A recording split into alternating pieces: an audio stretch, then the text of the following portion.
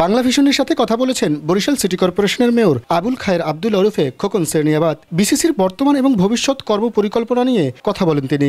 এ সময় তিনি জানান, আগামী এক সপ্তাহের মধ্যে 280টি রাস্তা এবং ড্রেনের কাজ শুরু হবে। এছাড়া খাল খনন ও পুনরুদ্ধারের জন্য 900 কোটি এবং 2200 কোটি টাকার প্রকল্প অনুমোদনের অপেক্ষায় থাকার কথা জানিয়ে মেয়র বলেন, প্রকল্প দুটো পাশ হলে নগরীর চেহারা বদলে যাবে।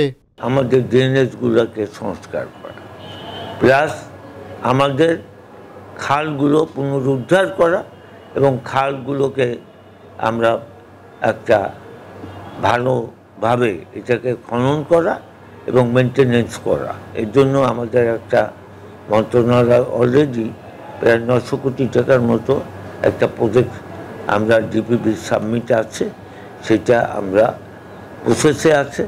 ইনশাল্লাহ এইটা যদি সরকার দেয় আমরা, তারপর আর একটা প্রজেক্ট আছে যেটা 2200 কোটি টাকা। এই প্রজেক্টও যদি দিয়ে যায় তা বরিশাল শহর বিরাট পরিবর্তন আসবে। পানি সমস্যার প্রশ্নে খুলনায় পানির সমস্যা না থাকার উদাহরণ দিয়ে মেয়র জানান, ওয়াটার ট্রিটমেন্ট প্ল্যান্ট চালু করা এবং কাউনিয়া ময়লাখোলার ময়লার ভাগার স্থানান্তরের বিষয়টিও গুরুত্বের সাথে দেখছে বিসিসি। খুলনায় কিন্তু পানির সমস্যা নাই এই প্রজেক্ট হওয়াতে। আমরা এখানে বরিশালবাসীর জন্য এই প্রজেক্ট অবশ্যই দরকার, প্রয়োজন, এটা চাহিদা আছে। এই চাহিদা যদি মিটাইতে হয় তাহলে আমাদের পানি বিশুদ্ধকরণ অবশ্যই জরুরি। আমরা বিভিন্ন দাতা গোষ্ঠী, বিভিন্ন বিদেশি সংস্থাগুলোকে আমরা এই ব্যাপারে অলরেডি আলাপ আলোচনা করতেছি।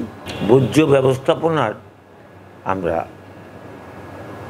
করতে পারবো বলে আমি মনে করি। যানজট নিরসনে রহমতপুর থেকে ফ্লাইওভার এবং ট্রাক টার্মিনালকে মাল্টিপারপাস টার্মিনাল করার পরিকল্পনার কথাও জানান তিনি। রহমতপুর থেকে ফ্লাইওভারের মাধ্যমে আমরা একদম আব্দুল রব সেরনিয়াবাদ সেতু পর্যন্ত এবং কালীজেরা সেতু পর্যন্ত আমরা যদি ফ্লাইওভার করতে পারি, যানজট নিরসনে মাল্টিপারপাস টার্মিনাল যদি আমরা করতে পারি এবং আমরা যদি সরকার থেকে আনতে পারি, খুবই সুবিধা হবে নগরবাসীর।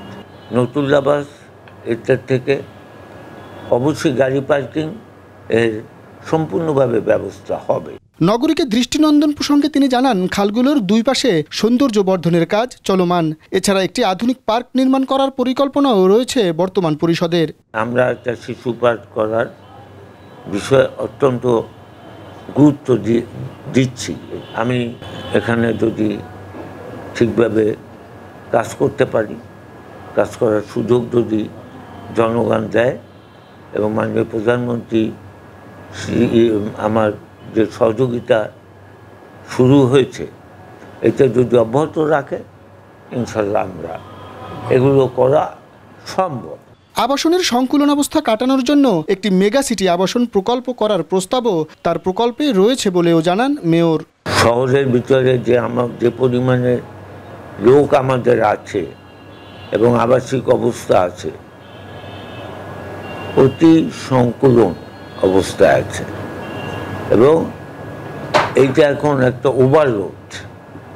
সেইটাকে আমরা সম্প্রসারণ করার জন্য মানুষের চাহিদা অনুযায়ী সম্প্রসারণ করতে গেলে আমাদের মেগা প্রকল্পের বিকল্প নাই। এই আবাসিক এলাকায় আমরা যদি এখান থেকে লোনও পাই, আমরা এই টাকা পরিশোধ